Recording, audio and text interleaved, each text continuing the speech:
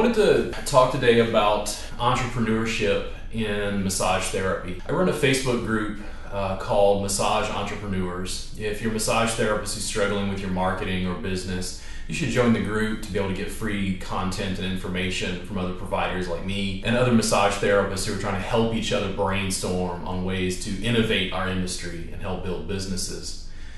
One of the things I've noticed working with massage therapists to help them with their businesses is they're not particularly doing anything that stands out. And when I say that, massage therapists sometimes get a little huffy because they think I'm talking about the massage service that they deliver.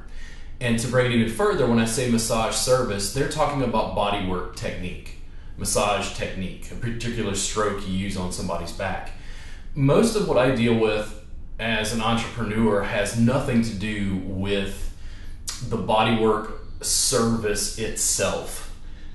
As someone in our industry, you're always going to strive, you're always going to educate yourself, you're always going to question what you do, take classes, and try to improve the massage that you give.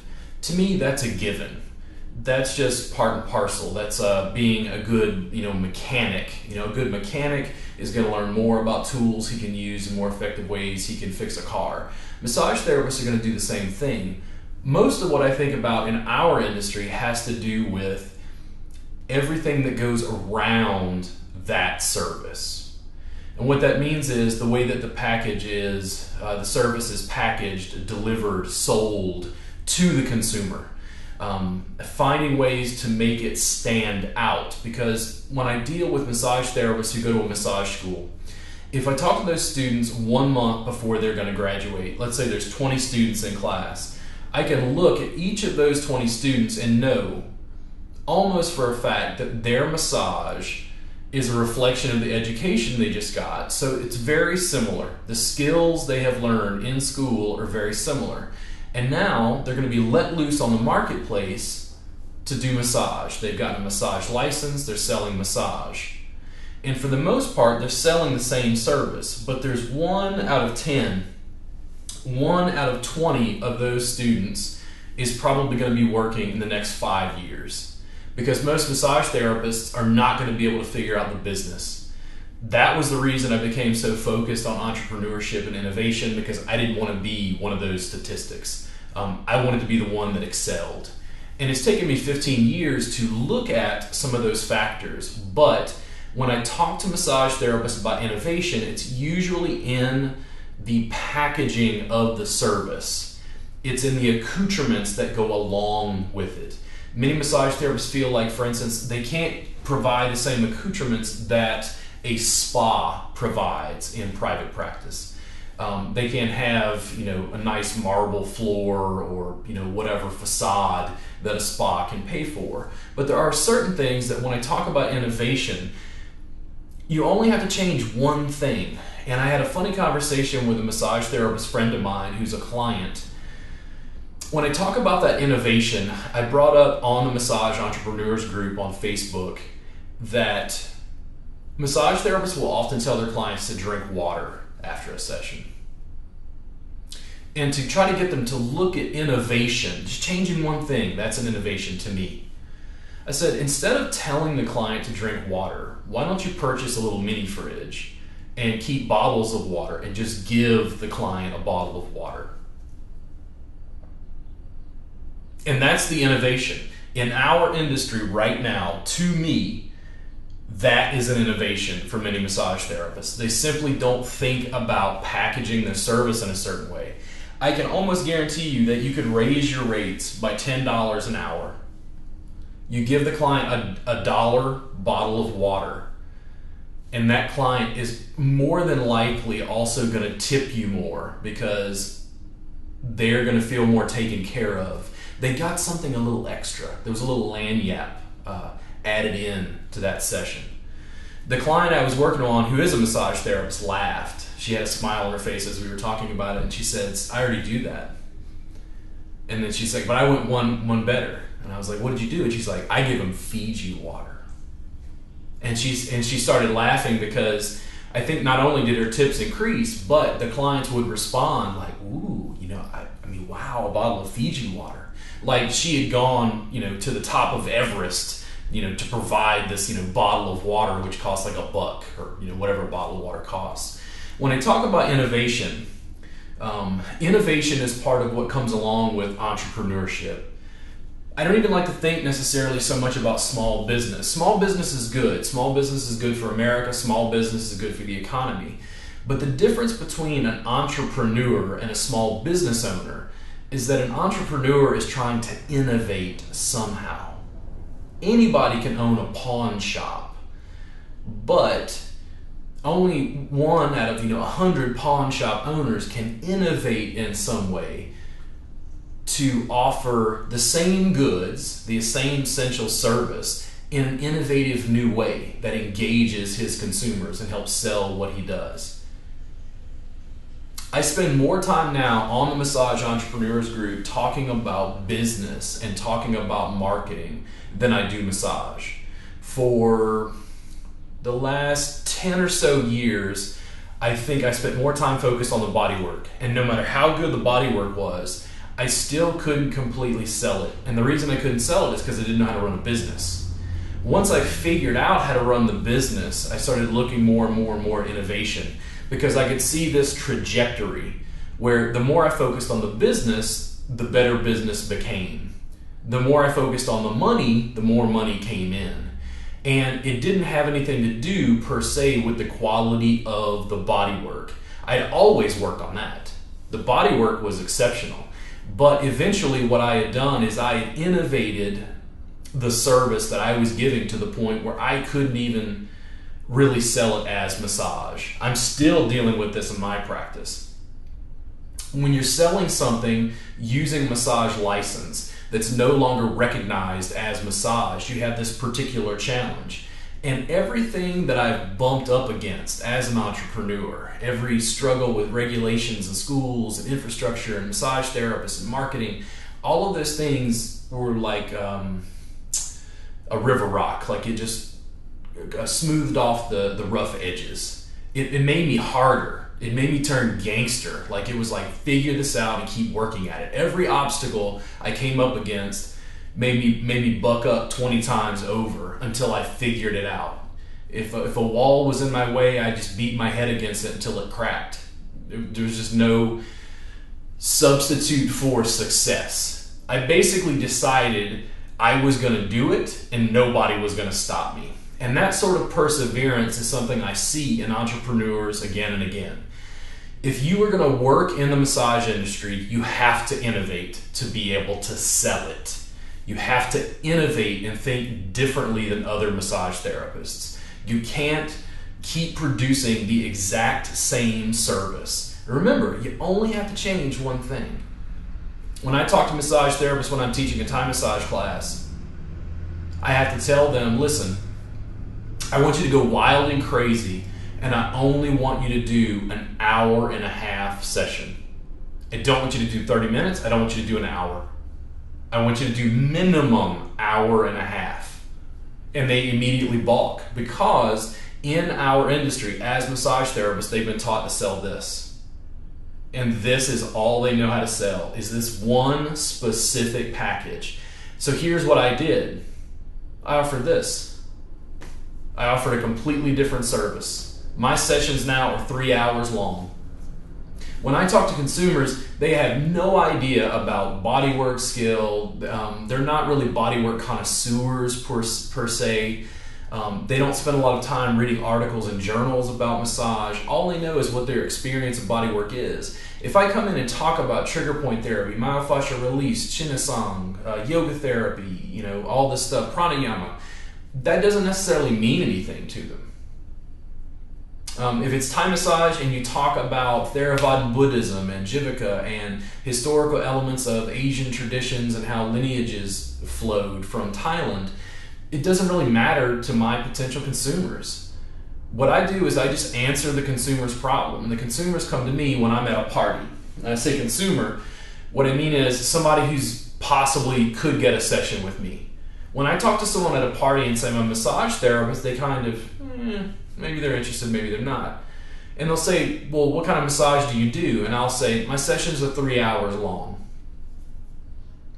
When I say that, what I did is I just shifted that box enough to this, where there was such a substantial difference. They're like, whoa, why do you need 3 hours to do a massage? And I say, well, I work on people in chronic pain, and I work on like bodywork connoisseurs who are looking for a higher end service that really helps people with back pain. You'll notice I didn't say anything about Thailand. I didn't say anything about the Buddha. I didn't say anything about massage and bodywork per se. I just said my sessions are 3 hours long and it helps people with back pain. That's the simple answer. I've worked in my industry for 15 years. I know kinesthetically what works better. But here's the thing, the whole time that I was developing that better body work done on a mat, wild and crazy, right? Oh, you're a massage therapist, you work on a table, right? Nope. You work on a client's naked, right? Nope. You work using Cream and Glide? Not really, not very much. They're like, what do you do? And I'm like, well, we have to give it a new name, and I did that. But that's all part of that trajectory in my practice that I try to share with massage therapists on the Massage Entrepreneurs Group. You only have to change one thing. Massage therapists will complain, I don't like doing 30-minute sessions. So don't. Work for yourself, figure it out, bust your ass, go do it. Don't let anybody tell you can't do it. When I have conversations with Josh, Josh makes music, makes great YouTube videos. And I would talk to Josh and say, you know, how many times did Eminem get called Vanilla Ice when he was trying to come up? And then Eminem came in and made rhymes that were so good that the African American community were telling their friends, yo, you gotta listen to this guy. He completely changed the game for what rap was in the United States. That, in essence, is my role model to a degree. When people talk to me on the Entrepreneurs Group about what I want to do, is I'll essentially pick out an organization like Massage Envy. Massage Envy is the largest massage therapy provider in the United States. They hire more therapists than anybody else. They have the largest sway on what happens in our industry because of the money they have, because of their influence. And when people said, like, what's your long-term goal? What I said was, my long-term goal is to have such a large impact on the massage industry that Massage Envy is either forced to adopt my model or they go away. And when I say that, it's not because I dislike Massage Envy. It's just that I think that what I deliver is a superior service that I can teach massage therapists. I believe that in my heart of hearts. That's why I'm gangster and get up every morning, have coffee, and go attack. Because it's another day. It's time to go make money. It's time to go change the world. That's what I tell people in my classes. Some students, you know, take a little umbrage. They think it's kind of elitist. And then I tell them to come get a session because part of the reason I had to change names, part of the reason I had to move on and had to keep growing was massage therapists would come get a session with me and they would stand up and say, I don't understand what you just did. And I'd have to step back and say, you know, are you okay? And they're like, yeah, I feel great. I mean, it was absolutely amazing. I just don't understand what you just did. You worked on me for 3 hours on a mat. And I'm like, yeah, to me, that's normal. To them, that's complete innovation. If I tell a consumer who's looking for a massage that I work on a mat, usually the first thing they're going to say is like, well, where's the table? I don't understand. What is this? Because you're not selling the cultural box that they expect. And when you step outside of that, when I really embraced it and I said, listen, I want to work on a mat and I want to do longer sessions. That's what I did, but I had a marketing challenge. And that for you as a massage therapist is what you have to deal with. What kind of service do you want to provide? And what kind of service can you sell to the public? Now you'll notice I put the public part second because in the end, it's your life. It is your business. You have to go out and do it. And I don't want massage therapists to be beaten down. I get tired of massage therapists bitching about everything under the sun, about how they can't make it. Stop being a little bitch. Why don't you get up and go do something? Go change it. Change does not happen because Massage Envy rolls out the red carpet and invites you to innovate our industry. It happens from people like me working in their garage who refuse to quit and make enough noise that people hate them. You have to go. You have to innovate. You only have to change one thing. But here's what happens. When you change that one thing and you get a good response, you're going to want to change another thing and another thing and another thing. And when you get to the point where the car is running on 12 cylinders, whatever that is, that's when it starts to take off. It's not just having a website. It's not just having a Facebook page, Twitter, social media. It's not just having an email list. It's not just networking in person or doing chair massage. It's all of those things. You have to be gangster and you have to go take it. You have to refuse to accept no for an answer. If you are an entrepreneur in our industry, what that means is you're going to go up and knock on doors and they're going to slam the door in your face. And what you have to do is you have to smile and say thank you and go knock on the next door and get ready for it again. Because if you're not willing to do that, you're not going to get anywhere. I spent over 10 years of my life in pain and in poverty. And the reason I couldn't get out is because I didn't focus on the business. I still teach CE classes, an intro tie or a table tie class for massage therapists, and massage therapists will leave feedback forms saying they don't want to learn anything about marketing. In my head, when I hear that, one, I think they work for somebody else and they're content to make $20 to $25 an hour. And the second thing I think is that potentially within 5 years, they're going to retire and go do something else. Because there's no way they're going to be able to make enough money to survive, and they're going to be frustrated and burn out their hands and wrists. I'm not going to be a statistic like that. I'm going to do this until I'm dead. If you cut off my arms, I'm just going to use my feet to massage people. I'm not going to stop. I'm going to keep going. And that is why I thrive. Because as an entrepreneur, you have to continue innovating. You'll notice, as we talked about it, what did I say about like bodywork technique? Not a lot. I talk about it in my classes, but that's not what this video is about. This video is about entrepreneurship. When I don't know how to make a video, I go find somebody who knows how. When I don't know how to deal with editing software, I go find Josh because he knows how to do that. Because I saw his videos, he was a friend of mine, he comes to Thai Massage Jam, he knows what I'm working on, why not hire him? Because I like hiring what I think of as small business owners who are trying to get ahead. I can always pay somebody top dollar who already has the AV equipment and the know-how, but do they really subscribe to my vision? And that component to me is what's even more important. The reason I started the Massage Entrepreneurs Group was I would look at other entrepreneurs groups or other massage business related groups, and it was just like they were rehashing the same thing over and over again. And it's like, yeah, get your website to the first page of Google. Yeah, do that. I understand that. You know, bill insurance. Well, in Texas, you can't really bill insurance. There's no innovation in billing insurance. Billing insurance is, lowering your service to the lowest common denominator and then having to put a third party between you and your clients. If I wanted to be a PT where I couldn't just have a person come to see me directly, I'd go that route. I don't want to do that. If Josh wants a session with me, Josh can call me and make an appointment and come get a session. No middleman needed. I don't want to deal with insurance. I want to innovate. I want to innovate, and I want to have so many clients, I get to choose my clients as opposed to the other way around. Innovation and entrepreneurship go hand in hand.